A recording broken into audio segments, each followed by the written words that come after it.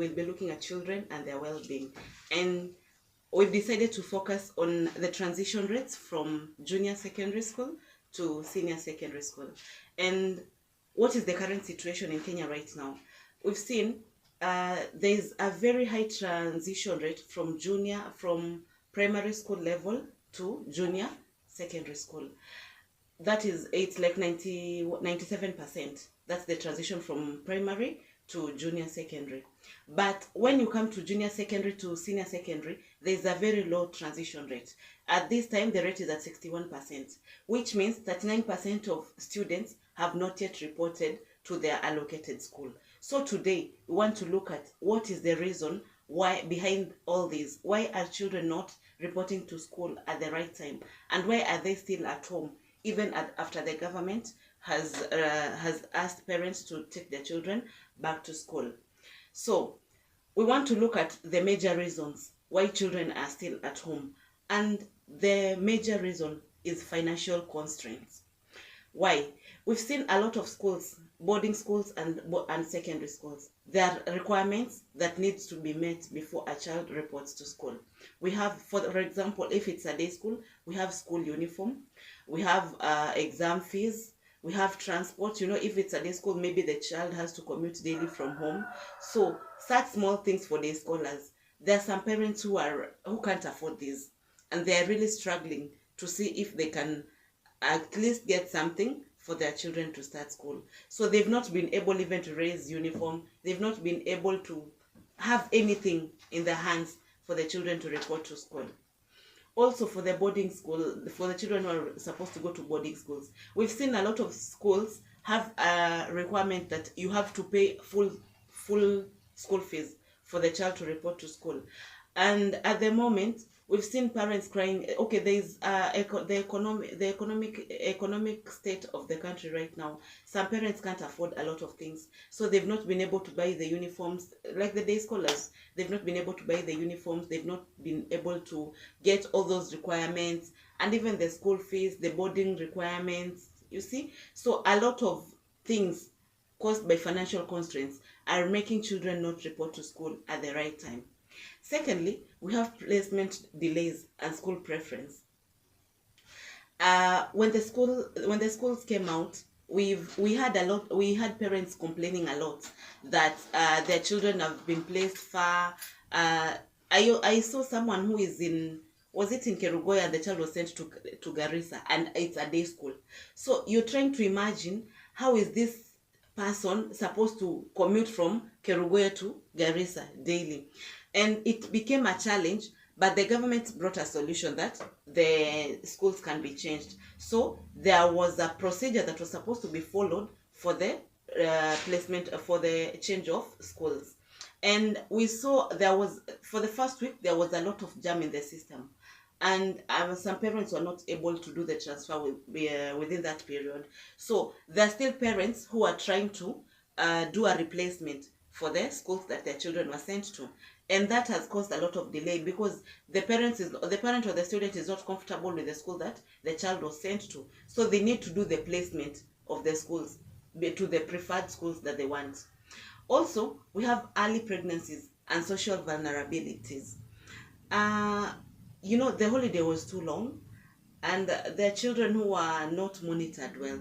So we have rates of early pregnancies, and this has affected a lot of students from not going to school, because they know that once I'm already pregnant, if I report to school, I'll just be there for a term or two, and then I'll just drop out maybe, or come out maybe to give birth and such things. So these early pregnancies have made some girls not report to school early right now.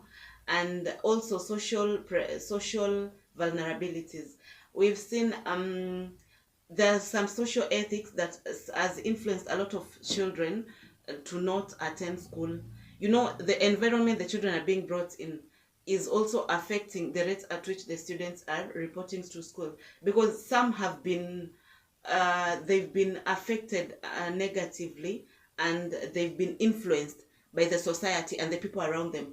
So the discouragements also from people around them. This CBC is a new thing, and the grade 10 is this is the first intake of grade 10.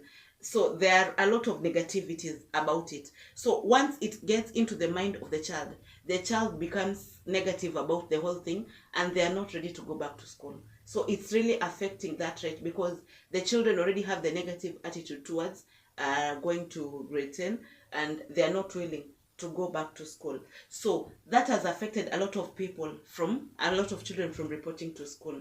Also, we have absenteeism or reluctance. The children who just think that once they've gone to grade 9 and the certificate they'll get after grade 9 is enough for them, but they don't know that this grade 10 to grade 12 is what determines you to go to higher education, universities and colleges. And it will so once you don't attend the senior secondary, you'll not be able to get such opportunities. And we've seen a lot of people dropping out. Even in the 844 system, a lot of people are dropping out after the class 8 level. So the same thing is happening here. After grade 9, there are people who have just decided to not attend school after that. They've seen it's enough. And we've seen, like, boys, most of the boys, this border thing has also affected the rate at which the children are reporting to senior secondary school. And a lot of boys are really getting into the border business, and it's because the borders are available for them. They know there's a border at home. They're not ready to go back to school because they know they can get money from the border. So there are a lot of reasons that are making children not be interested to report to senior secondary school. So it's causing the absenteeism and reluctance to go to senior secondary school. So what is the government doing, at least, to make sure that a lot of children are transiting from junior secondary school to senior secondary school? So first of all, the government has extended the reporting dates. Initially, they were supposed to report in the second week and maybe the third week, but the dates have been extended by the government. So the parents still have time to take their children back to school. And I remember last week, the president announced that the children can go to school with or without school fees. So apart from the dates being extended, the schools have been asked to receive students even without fees. Even I heard him say that they can also go even without the uniforms. Maybe the parents can take their time to buy uniforms and take them to school, but after the children have reported to school. So the government is really trying so much to ensure that the parents take their children to school with or without the school fees. So the issue of school fees, the issue of uniform, the government has said that the children can report to school, and maybe these requirements can follow later on. So if a parent has a child at home and the reason is they don't have school uniform or they don't have school fees, the government has opened they've made a way that the children can go to school without these requirements. Also, the government is conducting door-to-door learner tracing, where we've seen chiefs and government officials being sent in the villages and in the homesteads to check if there are students at home who have not reported to school, and to find out why are they at home, why have they not reported to school. So they are conducting door-to-door learner tracing. Maybe they first go to schools, they get the addresses of the children that were there, and they do a follow-up. Have they reported to school? And those who have not reported to schools, they are followed to their homes. So that learner tracing is going on, and the chiefs and village officials are really helping a lot in identifying these children who have not reported to school. We also have mobilizing bursaries and financial support. We've seen the CDF is really working hard to ensure that children get these bursaries so that they can report to school. So school fees should not be an issue. The government is really trying to ensure these bursaries are dispersed so that the children can go to schools. The bursaries and financial support from the government, they are really trying so much to ensure that the children go to school. We also have raising community awareness and counseling support. Those children who have decided that they can't go to school because of various reasons, they are really receiving, they are getting counseling and the awareness that is being done by the government and the community counselors. They are really trying to ensure that these children are talked to and encouraged on the importance of education so that they can report to school as well. So why does it matter for this transition? Why are we asking ourselves, why is the transition rate so low? The senior secondary school is where they set a pace for the university, for the tertiary education. So whatever the children will get from senior secondary school is what will guide them to getting to tertiary level. So it's very important that these children report to school so that they get this education, they get the foundation, so that this is where they'll see what they want to do. They'll choose the career the career path they want to take. This is where will see those who want to be doctors, those who want to be teachers, those who want to be engineers.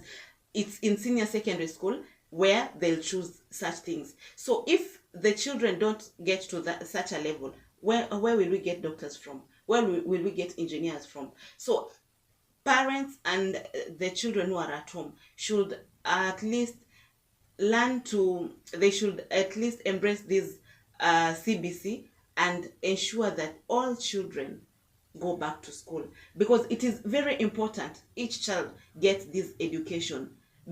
From the same way they got the education from daycare and PP1, it's the same way they should take that seriousness should just go even to grade 10 to grade 12, so that these children will not lack anything in the education system, so that the transition can be smooth. And the government is really trying their best. So as parents, as the society, as a community, if you know there's a child who is at home, please ensure that you follow up so that this child goes to school. I was very impressed by a news that was